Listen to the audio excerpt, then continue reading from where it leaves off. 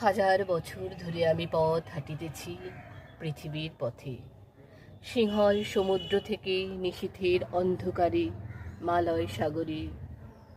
অনেক ঘুরেছি আমি বিম্বিসার অশোকের ধূসর জগতে, সেখানে ছিলাম আমি।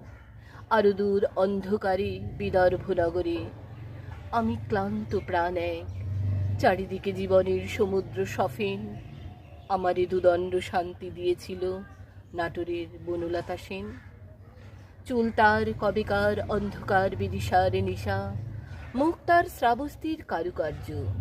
অতি দূর সমুদ্রের পর হাল ভেঙে যে নাবিক হারায়েছে দিশা সবুজ ঘাসের দেশ, যখন সে চোখে দেখে দারুচিনি দ্বীপের ভিতর, তেমনি দেখেছি তারে অন্ধকারে।